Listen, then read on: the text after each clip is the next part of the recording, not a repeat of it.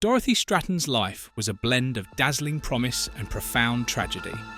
Her story has captivated the public for decades, not only because of her beauty and career in the spotlight, but also due to the darker themes of control and manipulation that led to her untimely death.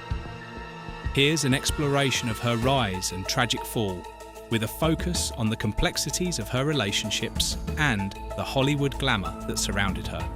Dorothy Stratten was born Dorothy Ruth Hoog Stratten on February 28, 1960, in Vancouver, British Columbia, Canada. She grew up in a small house, the eldest of 3 kids in a working-class family. Her parents split when she was young, and Dorothy was mostly raised by her mother, Nellie Hoog Stratten. Money was tight, and Dorothy had to take on responsibilities early to help support her family, balancing school with part-time jobs from a young age. As a teenager, Dorothy attended Centennial High School in Coquitlam, where she was a quiet, shy, and hard-working student. Despite being beautiful, she was humble and reserved, never seeking attention. Her classmates described her as sweet and kind, someone who liked to stay out of the spotlight. In 1978, when Dorothy was 18, she worked at a Dairy Queen to make extra money for her family. It was there that she met Paul Snider, a local nightclub promoter in his late 20s. Snider was struck by her beauty and approached Dorothy with promises of fame and fortune. Although Dorothy was hesitant at first, Snider's charm and promises eventually convinced her to take a chance on a modelling career. He convinced her to pose for a set of photos and then sent them to Playboy magazine's Great Playmate hunt. This would be a turning point in her life, one that would take her from her quiet beginnings in Vancouver to the glamorous and crazy world of Hollywood. Her family, especially her mother, were wary of Snider and what he wanted. They saw him as manipulative and controlling, and thought he was taking advantage of Dorothy's innocence and naivety. But Dorothy, who had led a sheltered life, trusted him and was drawn to the world. He offered a world that seemed like a fantasy compared to her small-town upbringing. Despite her initial hesitation, Dorothy was featured in Playboy and quickly became famous. Her natural beauty and charm won over Hugh Hefner, who saw her as a major star. Soon, Dorothy was in Los Angeles, navigating a new life of photo shoots, magazine covers, and parties. Although the glamour of Hollywood was a far cry from her quiet Canadian upbringing, Dorothy remained grounded and approached her career with humility and elegance. Dorothy's career took off fast. After submitting her photos to Playboy, she caught Hugh Hefner's eye. By August 1979, she was Playmate of the Month, and her charm propelled her to stardom. In 1980, she was Playmate of the Year and solidified her status as one of Playboy's top models. Magazine covers and photo shoots became more frequent, and Dorothy was being recognised as an actress and model. As Dorothy's fame grew, so did her aspirations. She began landing roles in films, including Galaxina and They All Laughed, where she starred alongside some of Hollywood's biggest names. Directors and producers noted her natural talent, hinting at a bright future in film. Her Hollywood dreams, however, became intertwined with the complexities of her personal life, as her marriage to Snider became strained. Paul Snider, while instrumental in her initial rise, grew increasingly possessive and resentful. As Dorothy's career soared, his influence over her began to wane, creating a toxic dynamic rooted in control and jealousy. He saw her success as a threat to his role in her life, feeling that she was slipping away. In 1979, Dorothy was named Playmate of the Month and later Playmate of the Year in 1980. With each step up the ladder of fame, Snider's possessiveness and jealousy intensified. Dorothy's newfound success exposed her to glamorous people, powerful figures, and a world beyond what Snider could control. As Dorothy's career blossomed, she became more independent and began to realise that her relationship with Snider was stifling her.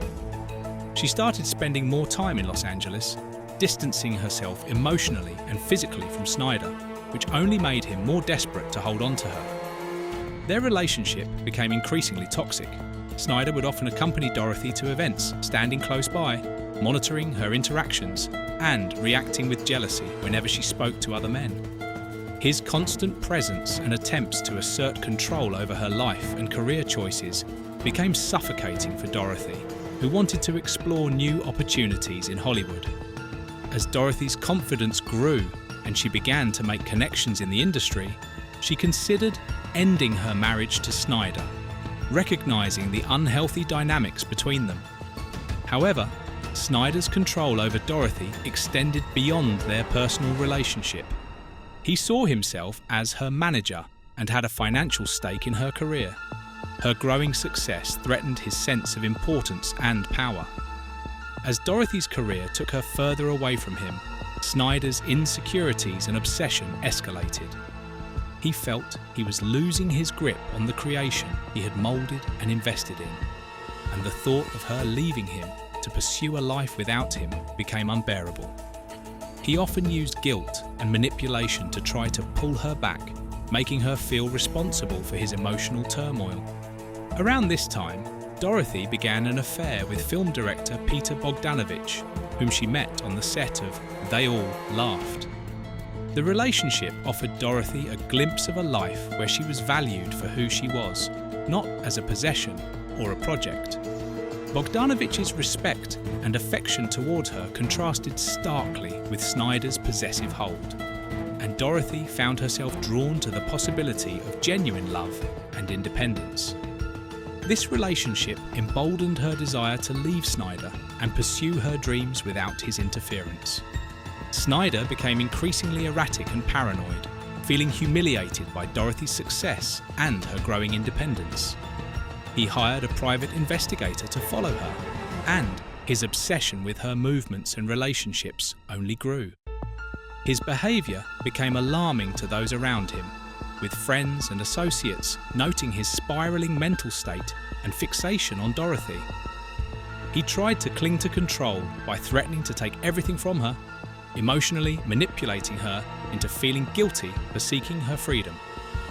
By the summer of 1980, Dorothy was determined to end her marriage to Snider and had begun the process of separating from him. However, Snider refused to let her go, despite her friends and colleagues urging her to cut all ties with him for her safety. Dorothy, with her gentle and empathetic nature, struggled with guilt and wanted to part amicably. She hoped to avoid conflict and believed that she could help him find peace with the separation. Dorothy began to distance herself, realizing that Snider's control was becoming suffocating, and sought to end the marriage. This change, however, only intensified his obsession and desperation. By 1980, Dorothy was trying to get out of her marriage to Paul Snider, who was getting more and more controlling and possessive as she got more successful. She had fallen in love with film director Peter Bogdanovich, and it seemed like an escape and a new beginning. Snider couldn't accept her wanting to leave him, and his obsession only grew as he felt her slipping away. As Dorothy looked for a way out, she entered a new phase of her life and spent time in New York with Bogdanovich and distancing herself from Snider. But Snider was consumed by anger, jealousy, and the need to control Dorothy, and began planning what would become the tragic and violent end to their relationship. August 14th, 1980. Dorothy agreed to meet Snider at their old house in Los Angeles to discuss the finances of their divorce. Despite friends' warnings, she went alone, hoping it could be a peaceful meeting. Snider had other plans. Earlier that day, he had purchased a shotgun under an assumed name and brought it with him. Inside the house, the meeting quickly turned into a confrontation. Accounts say Snider felt humiliated by Dorothy's success and her desire to be free of him, and became enraged. In a final act of possessiveness, he forced her into the bedroom. Details of what happened next are gruesome. Snider sexually assaulted her and then shot her. He then turned the shotgun on himself and completed the murder-suicide, leaving both their bodies in the locked bedroom. The aftermath was very unfortunate. Hours later, friends and acquaintances started searching for her and, unfortunately, found her lifeless body. The room was a mess, and the reality of what had happened was brutal. The investigation confirmed everything, and those who knew Dorothy were left shattered and haunted by the senseless loss of such a beautiful young star. Dorothy Stratten's story remains one of Hollywood's most haunting tales. She was a symbol of beauty, ambition, and innocence, whose life was cut short due to possessive and controlling relationship dynamics. Her tragic end highlights the darker side of fame and the dangers of power imbalances in relationships. Dorothy's legacy endures as a cautionary tale, inspiring discussions on healthy boundaries and autonomy. Comment down below your viewpoint and let us know what your take is on this case. And if you found this video informative, please like, share, and subscribe for more in-depth stories. Stay tuned for more interesting videos. Thanks for watching.